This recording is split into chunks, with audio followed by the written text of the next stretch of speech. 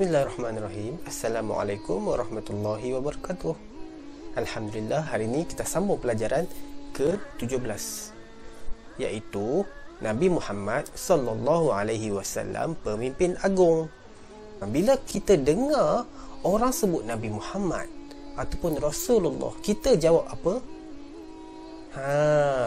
Kita jawab sallallahu alaihi wasallam. Cuba sebut sallallahu alaihi wasallam. Bagus. Okey. Sallallahu alaihi wasallam tu apa?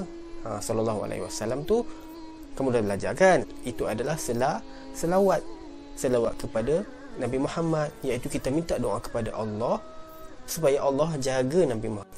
Rasulullah, dalam mengenangmu kami susuri lembaran sirahmu, menyeru manusia menyembah yang esa, membawa Al-Quran sebagai panduan.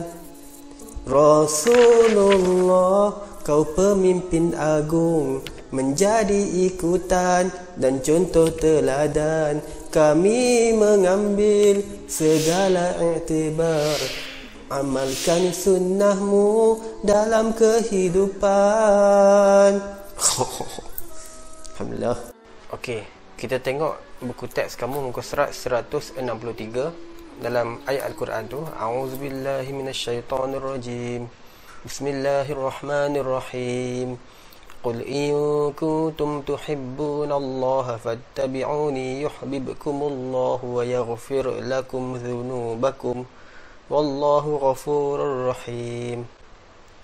Yang bermaksud, katakanlah wahai Muhammad, jika benar kamu mengasihi Allah, maka ikutilah daku.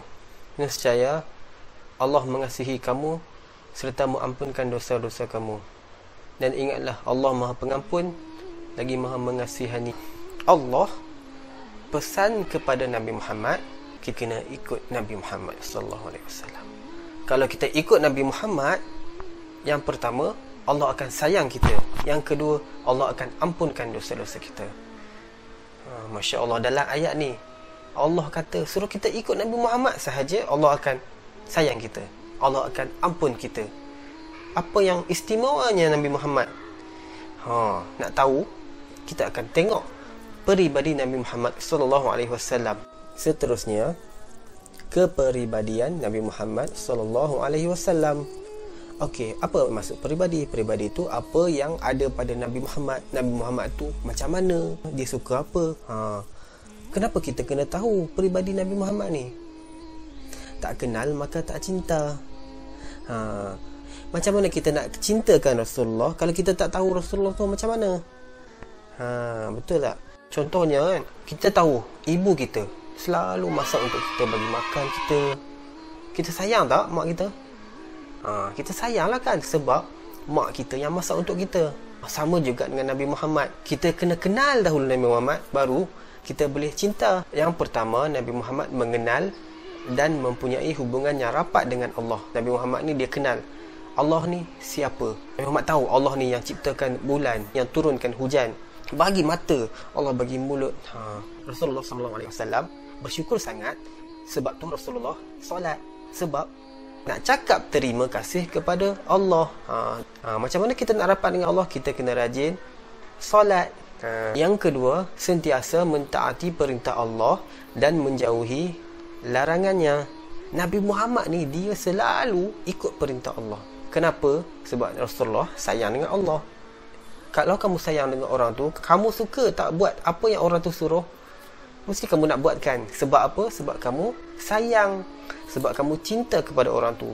Bila Allah suruh buat, Rasulullah ikut perintah. Allah perintahkan kepada Nabi Muhammad SAW untuk berhijrah ke Madinah, Rasulullah ikut hijrah ke Madinah. Yang ketiga, sentiasa melakukan ibadah fardu dan istiqamah melaksanakan amalan sunat. Rasulullah buat ibadah fardu macam solat, haji, puasa, kerana ini adalah salah satu cara untuk Rasulullah rapatkan hubungan dengan Allah. Perkara sunat tu perkara yang dituntut, yang kita tak wajib buat, tapi bila kita buat dapat pahala, Allah suka. Yang keempat, Rasulullah SAW sentiasa mengamalkan akhlak yang mulia yang terdapat di dalam Al-Quran secara keseluruhannya. Waktu kecil lagi Rasulullah terkenal dengan gelaran Al-Amin, maksudnya jujur, amanah, tak menipu. Ada di dalam ayat Al-Quran, A'udzubillahi minasyaitonirrajim, Bismillahirrahmanirrahim. Laqad kana lakum fi Rasulillahi uswatun hasanah, yang bermaksud Allah menyatakan Nabi Muhammad sallallahu alaihi wasallam berakhlak mulia. Yang kelima, sabar dan tabah menghadapi ujian dan cabaran. Rasulullah sallallahu alaihi wasallam menyebarkan dakwah ke Taif. Taif ni dekat negara Arab Saudi ni. Taif ni dia kawasan berbukit. Macam kalau kat Malaysia ni kita tengok Cameron Highland kan. Taif ni dia sejuk. Dia berangin, sejuk. Tempat banyak buah. Rasulullah berdakwah. Rasulullah ajak orang-orang Taif ni masuk Islam. Tapi orang-orang Taif ni tak suka dengan dakwah Nabi. Mereka ni baling batu, baling macam-macam lah. Sampai orang baling batu tu sampai Rasulullah berdarah.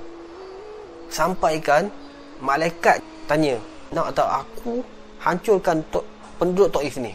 Tapi Rasulullah sallallahu alaihi wasallam dengan sifat yang sabar dia, Muhammad jawab, insya-Allah nanti akan lahir Islam daripada mereka. Akan ada Islam di kalangan mereka. Tengok baik Rasulullah. Rasulullah sabar, tak nak dia orang kena hukuman dengan Allah. Dan sekarang kita boleh tengok penduduk Taif tu ramai orang Islam. Yang seterusnya, Rasulullah sayang dan kasih kepada umatnya. Walaupun orang baling batu dekat dia, tak nak dengar cakap dia, tapi Nabi Muhammad tak nak Allah jatuhkan hukuman kepada mereka. Kerana itulah antara tanda yang Nabi Muhammad tu sayang kepada kita semua.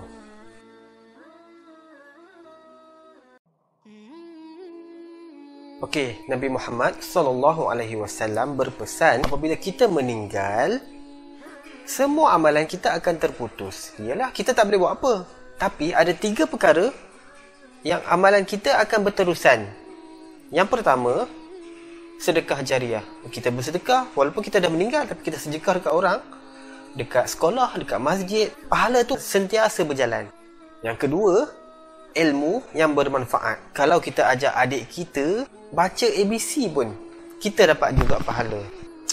Best kan?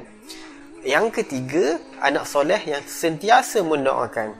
Walaupun ibu ayah dia sudah meninggal, tetapi anak yang soleh yang selalu berdoa untuk ibu ayah dia akan sentiasa mendapat pahala, akan sentiasa mendapat ganjaran daripada Allah.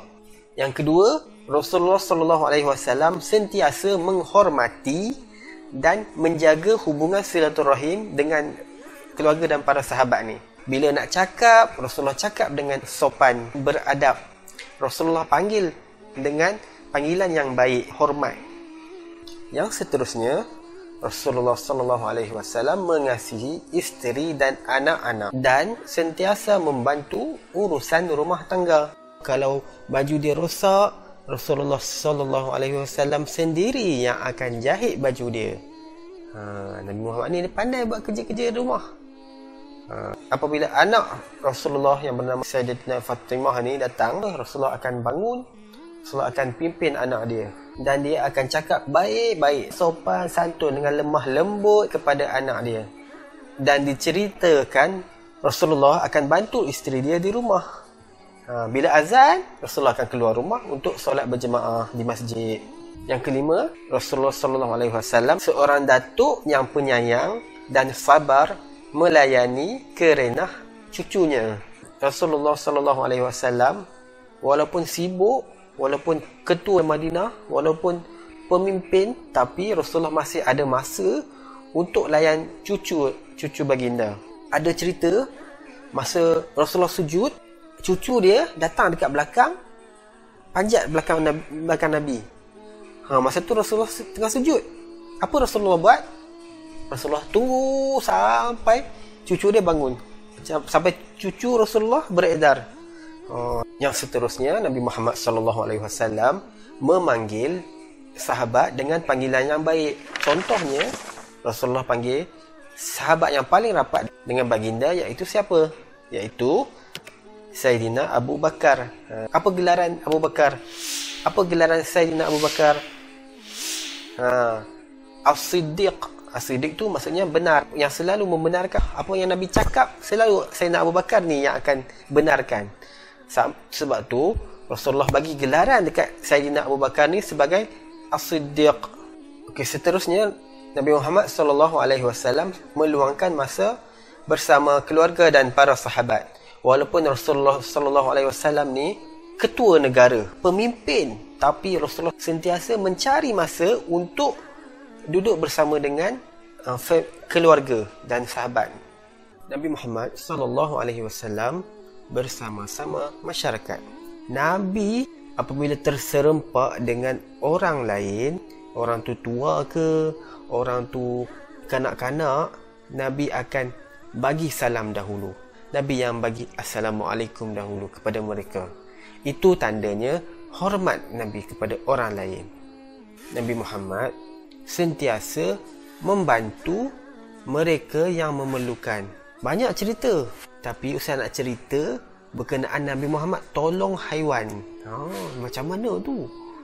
Ada satu kisah Nabi Muhammad dan sahabat menunggang haiwan dan lalu satu kawasan. Kemudian berhenti sekejap. Rasulullah dan sahabat ni nampak ada seekor unta. Lepas tu sahabat ni nampak bila unta tu tengok Nabi Muhammad, unta tu menangis. Mula-mula tak menangis pun, tapi bila nampak Nabi Muhammad dan sahabat ni, unta tu menangis. Kemudian Nabi Muhammad pergi dekat unta tu, usap belakang telinga unta tu. Usap sampai unta tu berhenti menangis. Lepas tu Nabi Muhammad tanya, siapa pemilik unta ni? Kemudian seorang lelaki datang dan beritahu, ini unta saya. Kemudian Nabi Muhammad kata dekat lelaki tersebut, tidakkah engkau bertakwa kepada Allah yang memberikan kamu haiwan ternakan ini? Sesungguhnya unta ni ngadu kepada aku, kamu ni buat dia letih, penatkan dia. Nabi Muhammad tegurlah orang tu. Dia bagi unta tu buat kerja, tapi unta tu tak cukup minum, tak cukup makan. Macam mana Nabi Muhammad tahu? Maksudnya Allah bagi mukjizat kepada Nabi Muhammad untuk faham apa yang haiwan cakap. Masya Allah. Seterusnya Nabi Muhammad SAW sentiasa menziarahi orang yang sakit. Rasulullah galakkan kita ziarah kawan-kawan kita, saudara Islam kita yang sakit. Dan apabila kita ziarah, Rasulullah anjurkan untuk kita berdoa dan bercakap perkara-perkara yang baik. Nabi Muhammad SAW bercakap dengan sopan, jelas dan tidak terlalu kuat. Isteri Rasulullah SAW sendiri yang berkata, iaitu Siti Aisyah, Nabi Muhammad SAW bila bercakap sopan, tidak terlalu cepat, tidak terlalu lambat, dan bahasa yang Nabi gunakan bahasa yang jelas, yang orang faham. Rasulullah SAW juga adalah seorang yang pemaaf, penyabar. Kan penyabar tadi ada diceritakan dalam kisah Rasulullah berdakwah di Taif. Orang kafir buat macam-macam, tapi Nabi Muhammad balas dengan kebaikan. Dan Nabi Muhammad sentiasa membalas kejahatan orang lain dengan kebaikan. Dalam Al-Quran, Allah anjurkan untuk kita membalas kejahatan orang lain dengan perkara yang baik. Dan Nabi Muhammad adalah seorang yang dermawan, pemurah. Nabi Muhammad ni terkenal dengan sifat yang sangat pemurah. Nabi Muhammad SAW anjurkan kita untuk bersedekah. Walaupun kat rumah ada sebiji kurma, separuh bagi kat orang, separuh untuk kita. Kalau tak ada, tak mampu pun, senyum. Senyum tu pun sedekah.